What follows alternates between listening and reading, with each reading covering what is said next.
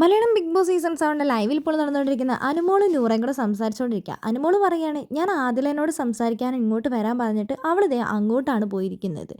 ഞാൻ നെവിനോട് സംസാരിക്കുകയൊക്കെ ചെയ്യും. ഇവിടെ നിൽക്കുമ്പോൾ എങ്ങനെയാണ് സംസാരിക്കാതിരിക്കുന്നത്? എൻ്റെ ഉള്ളിൽ അവനോടുള്ള ദേഷ്യമൊക്കെ ഉണ്ട്, പക്ഷെ അത് ഞാനൊന്നും കാണിക്കുന്നില്ല.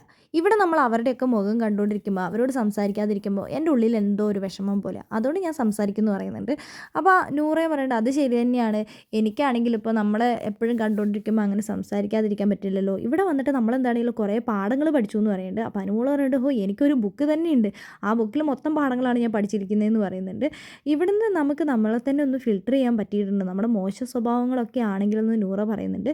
അപ്പോൾ അനുമോള് പറയുന്നുണ്ട്, നമ്മൾ നമ്മുടെ വീട്ടിലാണെങ്കിൽ 3-4 പേരുടെ കൂടെ ജീവിച്ചിട്ട് ഇവിടെ വന്നിട്ട് 26 പേരുടെ കൂടെ ജീവിക്കുക എന്ന് പറയുന്നത് അതൊരു വലിയ കാര്യം തന്നെയാണ്. നമ്മൾ പലതും അഡ്ജസ്റ്റ് ചെയ്യാൻ പഠിച്ചു. ഇനി നമ്മൾ ആരുടെ കൂടെയാണെങ്കിലും എവിടെ പോയി ജീവിച്ചു കഴിഞ്ഞാലും നമുക്ക് അഡ്ജസ്റ്റ് ചെയ്യാൻ പറ്റും എന്ന് പറയുന്നുണ്ട്.